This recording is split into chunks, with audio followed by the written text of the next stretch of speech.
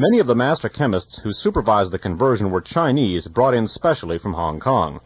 In a June 1971 report, the CIA said that conversion from number 3 to number 4 heroin production in the Golden Triangle, quote, appears to be due to the sudden increase in demand by a large and relatively affluent market in South Vietnam, unquote. By mid-April 1971, demand for number 4 heroin both in Vietnam and the United States had increased so quickly that the wholesale price for a kilo jumped to $1,780 from $1,240 the previous September. Once large quantities of heroin became available to American GIs in Vietnam, heroin addiction spread like a plague. Previously non-existent in South Vietnam, suddenly number 4 heroin was everywhere. 14-year-old girls were selling heroin at roadside stands on the main highway from Saigon to the U.S. Army base at Long Binh. Saigon street peddlers stuffed plastic vials of 95% pure heroin into the pockets of GIs as they strolled through downtown Saigon. And mama-sans, or Vietnamese barracks maids, started carrying a few vials to work for sale to on-duty GIs. With this kind of aggressive sales campaign, the results were predictable. In September of 1970, Army medical officers questioned 3,103 soldiers of the Americal Division and discovered that 11.9% had tried heroin since they came to Vietnam, and 6.6% were still using it on a regular basis. In November, a U.S. engineering battalion in the Mekong Delta reported that 14% of its troops were on heroin.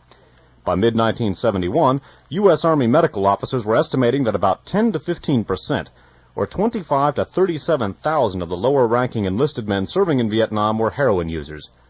As base after base was overrun by these ant armies of heroin pushers with their identical plastic vials, GIs and officers alike started asking themselves why this was happening. Who was behind this heroin plague? The North Vietnamese were frequently blamed, and wild rumors started floating around U.S. installations about huge heroin factories in Hanoi, truck convoys rumbling down the Ho Chi Minh Trail loaded with cases of plastic vials, and heroin-crazed North Vietnamese regulars making suicide charges up the slopes of Khe Sanh with syringes stuck in their arms. However, the U.S. Army Provost Marshal laid such rumors to rest in a 1971 report which said in part, quote, the opium-growing areas of North Vietnam are concentrated in mountainous northern provinces bordering China. Cultivation is closely controlled by the government, and none of the crop is believed to be channeled illicitly into international markets. Much of it is probably converted into morphine and used for medical purposes. Instead, the Provost Marshal accused high-ranking members of South Vietnam's government of being the top zone, unquote, in a 4-tiered heroin-pushing pyramid. Zone 1, located at the top or apex of the pyramid, contains the financiers or backers of the illicit drug traffic in all its forms. The people comprising this group may be high-level, influential political figures, government leaders, or moneyed ethnic Chinese members of the criminal syndicates now flourishing in the Cholon sector of the city of Saigon. The members comprising this group are the powers behind the scenes who can manipulate, foster, protect, and promote the illicit traffic in drugs. And the point being here that the American GIs were being addicted in Vietnam, and as we're about to look at now, one of the dominant forces in that addiction was none other than the elements of the very Vietnamese government those GIs were there to protect, primarily those around Nguyen Cao Ky. Nguyen Cao Ky was president of the Vietnamese Republic at one point, for a long time was vice president under Thieu. He was also head of the Vietnamese Air Force, and in that capacity was able to insert himself right into the center of the narcotics traffic. As we shall see also, at this point, the American military and political leaders in Vietnam, who were there instructing the forces in Vietnam, began to realize that they were going to have real difficulty controlling the populace of South Vietnam. As we have said many times, and many other people besides us have observed, South Vietnam was not so much a nation as it was a group of people receiving U.S. assistance in order to sort of stay in large groups and keep the North Vietnamese out, and even more importantly, keep the Viet Cong out, who were largely South Vietnamese. In other words, the people who also lived in South Vietnam and who happened to be opposed to the government in Saigon. This was becoming more and more an untenable position for the U.S. to support a government that had no popular support itself among its people, and more money and more underworld activity was needed to support this kind of effort to keep the populace under control. Now, it's worth noting that Viet Cong activity in Saigon was increasing dramatically In order to combat this, basically what the United States did was to reinstall a security system that had been largely operating under the French with Operation X. Basically, the very same criminal syndicates that had figured prominently in the French security service, such as the Binzien River Pirates that we talked about, were repressed into service basically as, again, an anti-communist cadre. The system that had been put together before, and which had, as far as it went, instituted a very effective security in Saigon against the Viet Cong, basically entailed an all-pervasive system of corruption. Basically, criminal syndicates were given a free hand to corrupt anybody and everybody they could. What they did was to literally establish a community of graft whereby everybody was corrupted, everybody was in on the take, and in exchange for this they provided information and became in essence anti-communist informants. This was, as an anti-communist tactic, or at least as an anti-terrorism tactic, was very effective. However, it basically created literally a criminal community in Vietnam, in Saigon, which embraced not only the top officials but just about everybody. Everybody literally was on the take. That's what made it so effective. So what they were really doing, in effect, was criminalizing the entire society. Now, Nguyen Cao Ky, again, at one time president, another time vice president of the Vietnamese Republic, also head of the Air Force in Vietnam, and currently, by the way, living in the United States and reportedly involved in criminal activities, including narcotics trafficking in the United States. Nguyen Cao Ky and his assistant, General Nguyen Ngoc Loan, oversaw this system, and financing this all-pervasive system of corruption and intelligence was, you guessed it, the opium traffic. Reading from Alfred McCoy's book. Although he was enormously popular with the Air Force, Ky had neither an independent political base nor any claim to leadership of a genuine mass movement when he took office.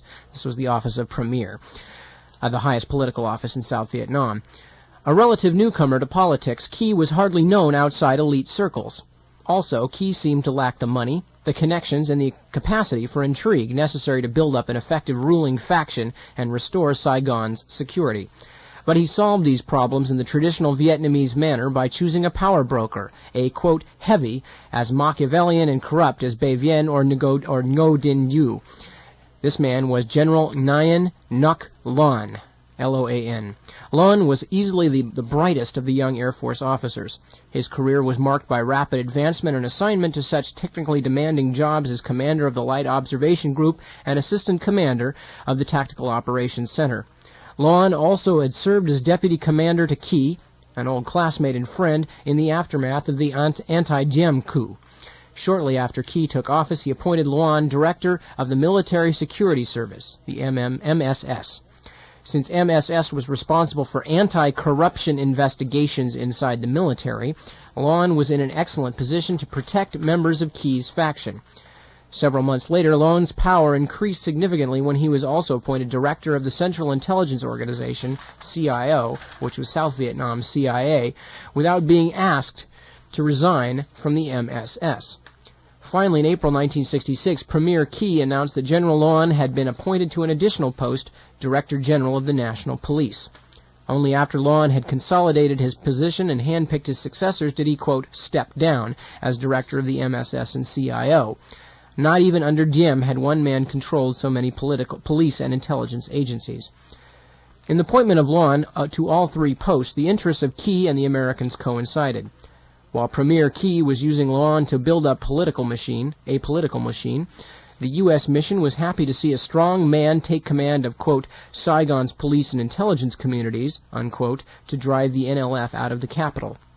Lieutenant Colonel Lucien Conin says that Loan was given wholehearted U.S. support because, quote, we wanted effective security in Saigon above all else, and Loan could provide that security. Loan's activities were placed beyond reproach, and the whole three-tiered U.S. advisory structure at the district, province, and national level was placed at his disposal. The liberal naivete that had marked the Kennedy diplomats in the last few months of Diem's regime was decidedly absent. Gone were the qualms about, quote, police state tactics and daydreams that Saigon could be secure and politics, quote, stabilized without using funds available from the control of Saigon's lucrative rackets. With the encouragement of Ky and the tacit support of the U.S. mission, Loan, whom the Americans called Laughing Larry because he frequently burst into a high-pitched giggle, revived the Bin Xuyen formula for using systematic corruption to combat urban guerrilla warfare. Rather than purging the police and intelligence bureaus, Lon forged an alliance with the specialists who had been running these agencies for the last 10 to 15 years. According to Lieutenant Colonel Conane, quote, the same professionals who organized corruption for GM and NU were still in charge of police and intelligence. Lon simply passed the word among these guys and put the old system back together again, unquote. Under Lon's direction, Saigon security improved markedly. With the, quote, door-to-door surveillance network perfected by Dr. Tuyen back in action, police were soon swamped with information. A U.S. Embassy official, Charles Sweet, who was then engaged in urban pacification work, recalls that in 1965 the NLF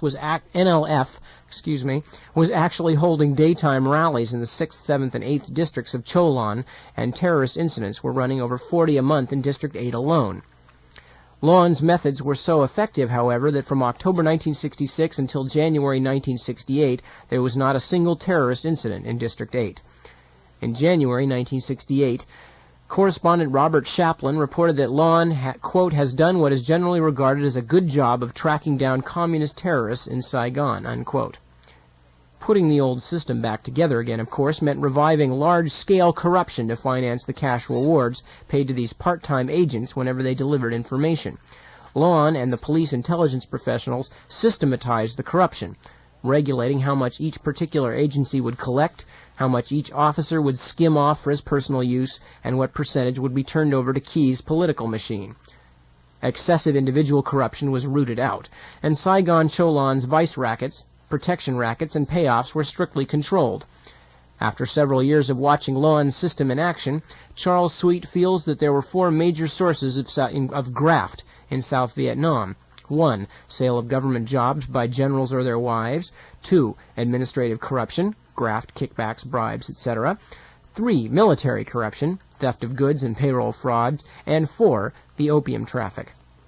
And out of the 4, Sweet has concluded that the opium traffic was undeniably the most important source of illicit revenue.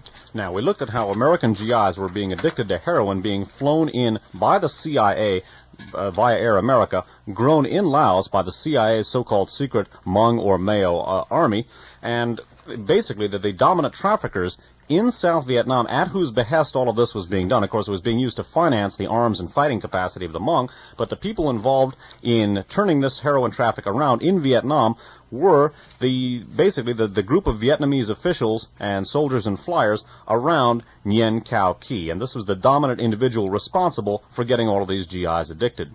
Continuing, and again, Nguyen Cao Ky, the dominant person involved in the heroin traffic, or the opium traffic from Laos to Vietnam, and consequently winding up in the veins of the GIs. Continuing with McCoy's account. Of South Vietnam's 3 major narcotics rings, the Air Transport Wing loyal to Air Vice Marshal Ky must still be considered the most professional. Although Key's apparatus lost control over the internal distribution network following his post-Tet political decline in 1968, his faction continues to manage much of the narcotics smuggling between Vietnam and Laos through the Air Force and its relations with Laotian traffickers. With over 10 years of experience, it has connections with the Lao elite that the other 2 factions cannot even hope to equal. Rather than buying heroin through a maze of middlemen, Key's apparatus deals directly with a heroin laboratory operating somewhere in the Vientiane region. According to a U.S. police advisor stationed in Vientiane, this laboratory is supposed to be one of the most active in Laos and is managed by a Chinese entrepreneur named Hu Tim Heng. Heng is the link between one of Laos's major opium merchants, General Juan Ratikon, former commander-in-chief of the Laotian army, and the Air Transport Wing heroin ring. From the viewpoint of the narcotics traffic, Hu Tim Heng's most important legitimate commercial venture is the Pepsi-Cola bottling factory on the outskirts of Vientiane. With Prime Minister Suvarna Phuma's son Panya as the official president, Heng and 2 other Chinese financiers began construction in 1965 and 6. Although the presence of the Prime Minister's son at the head of the company qualified the venture for generous financial support from USAID, the U.S. Agency for International Development, the plant has still not bottled a single Pepsi after 5 years of stop-start construction. The completed factory building has a forlorn, abandoned look about it. While Pepsi's competitors are mystified at the company's lackadaisical attitude, the U.S. Bureau of Narcotics has an answer to the riddle. Bureau sources report that Heng has been using his Pepsi operation as a cover for purchases of chemicals vital to the processing of heroin, such as ether and acetic anhydride, and for large financial transactions. Once the heroin is processed and packaged in large plastic envelopes, other experienced members of the Key apparatus take charge of arranging shipment to South Vietnam. Mrs. Nguyen Thi Ly, Key's older sister, last name, by the way, Thily, Key's elder sister had directed much of the traffic from the Saigon Palace Hotel in Pak Se while her brother was premier. But in 1967, she gave up her position as manager and moved back to Saigon. However, sources in Vientiane's Vietnamese community report that she and her husband have traveled between Saigon, Pak Se, and Vientiane at least once a month since they returned to Vietnam. Mrs. Lee purchases heroin produced in Hu Tim Heng's clandestine laboratory and has it shipped to Pak Se or Phnom Penh, where it is picked up by Vietnamese Air Force transports. In addition, the U.S. Bureau of Narcotics believes that General Loan's old assistant, Mai Den, may also be involved in this operation. After General Loan was wounded in May of 1968, Mai Den was forced out of his position as director of the CIO's Foreign Intelligence Bureau, and he exiled himself to Bangkok. For 2 years, this wily chameleon had used his CIO agents to weave a net of drug contacts across the Golden Triangle, and the Bureau of Narcotics has reason to believe he may still be using them. Normally, those Air Force officers responsible for directing the flow of narcotics to South Vietnam purchase the drugs and have them delivered, often by the Laotian Air Force, to points in Laos, particularly Pak Se, or else across the border in Pleiku Province, South Vietnam, or in Phnom Penh, Cambodia. Most observers feel that the Cambodian capital has preempted Pleiku's importance as a drop point since the Vietnamese Air Force began daily sorties to Phnom Penh during the 1970 Cambodia invasion. In August of 1971, the New York Times reported that the director of Vietnam Customs, quote, said he believed that planes of the South Vietnamese Air Force were the principal carriers of heroin coming into South Vietnam, unquote. While the director is a Tu appointee and his remark may be politically motivated, U.S. Customs more objective observers, have stated that the Air Force regularly unloads large quantities of smuggled narcotics at Tan Son Nhut Air Base. Here, Air Vice Marshal Key reigns like a feudal baron in his air-conditioned palace, surrounded by only his most loyal officers. As one U.S. Air Force advisor put it, quote, in order to get a job within shooting distance of the vice presidential palace, a VNAF officer has to be intensely loyal to Key. So summing up this passage that we just finished reading, not only are the Hmong tribesmen, the CIA's so-called secret army, growing the opium in Laos, not only is CIA's Air America flying it into South Vietnam, but the key traffickers in Vietnam, and of course remember that the key victims and addicts are American GIs, the key traffickers in Vietnam are the key elements of the government, and key there is not meant as a pun, specifically Nguyen Cao Ky, Air Vice Marshal, head of the Vietnamese Air Force, one-time President of the Republic, for a long-time Vice President under General Thieu, and it's worth noting that the main refinery from which the Key ring is getting, that's a great, but from which the Key Narcotics Organization is getting its heroin and its opium, is being bottled basically it's at a plant which is ostensibly a Pepsi-Cola bottling plant. It is not actually a Pepsi-Cola bottling plant. It is actually a heroin laboratory. Nonetheless, that heroin laboratory, again, being used by the Key Narcotics Organization, by the Hmong tribes, and by CIA to fly heroin into South Vietnam, where it's going into the veins of our GIs. That plant is being subsidized by the U.S. Agency for International Development, itself often used as a conduit for U.S. intelligence. And Nip Tuck's going to give you a very piece of interesting information about a well-known American politician who played a very important role in getting that plant set up. I can tell it's late in the show. A very piece of information, a very interesting information. We'll try that one again. We both got it wrong. A very interesting piece of information. This is from The Great Heroin Coup by Heinrich Kruger. Just a short segment. In August 1971, the Bureau of Narcotics and Dangerous Drugs announced the location in Southeast Asia of 29 drug refineries, 15 of them allegedly producing heroin. Among the largest was one in Vientiane, Laos, which was camouflaged as a Pepsi-Cola plant. Richard Nixon, representing Pepsi's interests in 1965, had promoted its construction. Though the plant never capped a bottle, it continued to be subsidized by U.S. Aid for International Development. So Richard Nixon, who at the time of, among other things, the Kennedy assassination, was working for the Pepsi-Cola company, it was the one who promoted the foundation of that plant in Vientiane, which became the leading heroin refinery in all of Southeast Asia. Never capped a bottle of Pepsi. The heroin, as Dave said, went straight into the arms of American GIs, and yet the American taxpayer supported it through the USAID. And again, the main person trafficking in that heroin, which was going into the arms of the GIs, was Nguyen Cao Ky, a key official of the government that those GIs were there to support in the first place. Obviously, a distasteful situation. We're going to conclude this particular Radio Free America broadcast by taking a look at something which, in a sense, will provide a bridge to future programs, namely the evolution of the Southeast Asian heroin traffic into a Southeast Asian heroin production operation into a major exporter of heroin to the crime syndicates bringing it into the United States. Not only is it being used to supply the habits of American GIs, via the Southeast Asian heroin opium fields, eventually were to become a major factor in supplying the domestic American addict's habit. By the way, broadcasting from Foothill College, this is KFJC Los Altos Hills.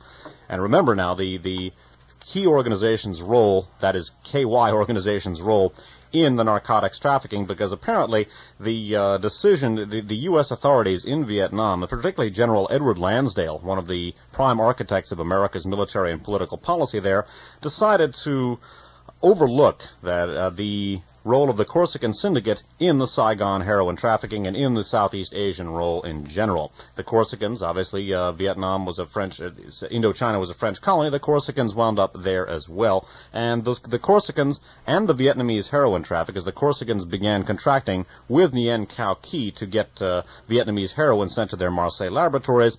American authorities decided to overlook this connection. And we're going to take a look at Santo Trafficante, who made a trip to Saigon and may very well have been involved with getting Vietnamese heroin himself. At any rate, this last passage is going to serve as sort of a bridge to our next broadcasts. This is the concluding passage for this program from Alfred McCoy's Politics of Heroin in Southeast Asia. It is particularly unfortunate that General Lansdale decided to arrange, quote, some kind of truce, unquote, with the Corsicans during the very period when Marseille's heroin laboratories were probably beginning the changeover from Turkish to Southeast Asian morphine base. In a mid-1971 interview, Lieutenant Colonel Conin said that power brokers in Premier Key's apparatus contacted the leaders of Saigon's Corsican underworld in 1965 and 6 and agreed to let them start making large drug shipments to Europe in exchange for a fixed percentage of the profits. By October of 1969, these shipments had become so important to Marseille's heroin laboratories that, according to Conin, there was a summit meeting of Corsican syndicate bosses from around the world at Saigon's Continental Palace Hotel.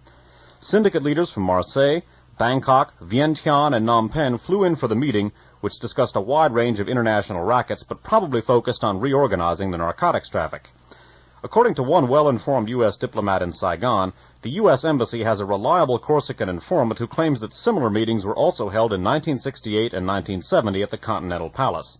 Most significantly, American Mafia boss Santo Trafficante Jr. visited Saigon in 1968 and is believed to have contacted Corsican syndicate leaders there. Vietnamese police officials report that the current owner of the Continental Palace is Philippe Francini, the heir of Mathieu Francini, the reported organizer of currency and opium smuggling rackets between Saigon and Marseille during the First Indochina War. Police officials also point out that some of Key's strongest supporters in the Air Force, Transport Division Commander Colonel Phang Phong Tien, is close to many Corsican gangsters and has been implicated in the smuggling of drugs between Laos and Vietnam. From 1965 to 1967, General Lansdale's senior liaison office worked closely with Premier Key's administration, and the general himself was identified as one of the young premier's stronger supporters among U.S. mission personnel. One can only wonder whether Conin's and Lansdale's willingness to grant the Corsicans a truce, unquote, and overlook their growing involvement in the American heroin traffic might not have been motivated by political considerations, i.e., their fear of embarrassing Premier Key. All right, so quick summation tonight. We realize that with these archive broadcasts, you're listening to an awful lot of strange names, especially tonight's broadcast with all the Italian and Corsican and French and Sicilian and now Laotian and Vietnamese and Thai names.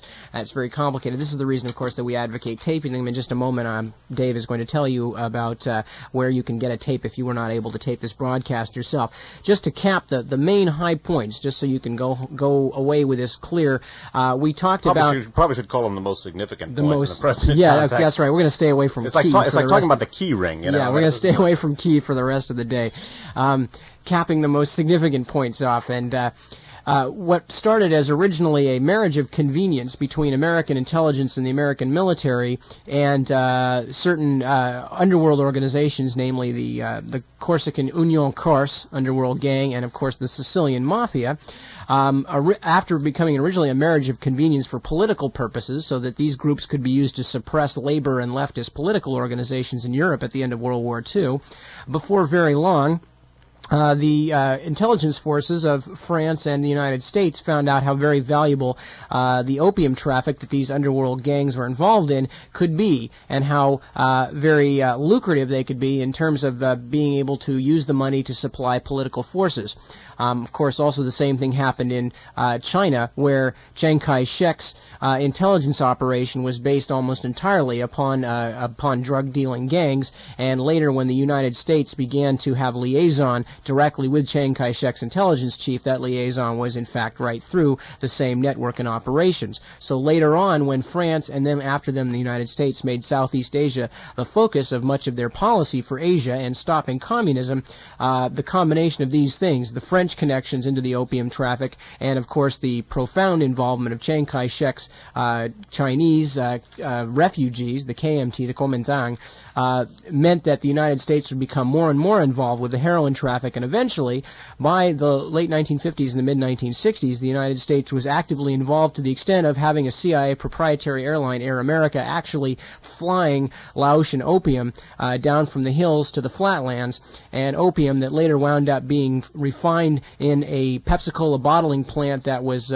opened with the help of Richard Nixon and subsidized by the United States Aid for International Development, heroin that eventually wound up going into the arms and veins of United States GIs and coming back to the United States in the biggest heroin boom this country has ever seen. Courteous of the courtesy of the people who we were there to defend in the first place. Absolutely. And so now we're going to be looking in the next few broadcasts at some of the ways that heroin and cocaine and other drugs have become an intimate part of our intelligence establishment's political agenda. Now, if for some reason you were unable to tape this broadcast, and I think you'll agree that it's a difficult program to simply try and assimilate through casual listening, all of our archive shows, all, at this point, 24 Radio Free America shows, our Four Guns of November programs, and other miscellaneous broadcasts are available from the tape duplication service. The name of that service is DAVCORE, D-A-V as in Victor, K-O-R-E. They're located at Suite 1300D, as in DAVCORE, Space Park Way. 3 words just like it sounds, Space Park Way. It's right down by the NASA Ames facility. That's in Mountain View. The zip code is 94043.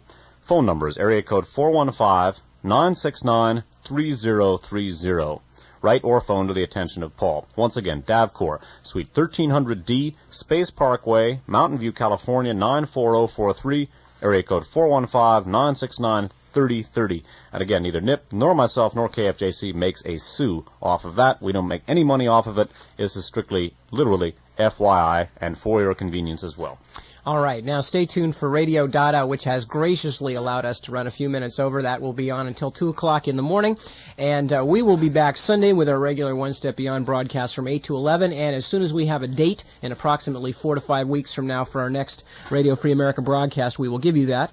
Right. Don't forget, by the way, May Brussels World Watchers International, Sunday morning at 9. During the third hour of next One Step Beyond, we're going to be rebroadcasting the May Brussels tape that would normally have been broadcast this evening. All right. Thank you for joining us. This is Nip Tuck for Dave Emory saying goodnight. And be back with us next time for more Radio Free America here on KFJC.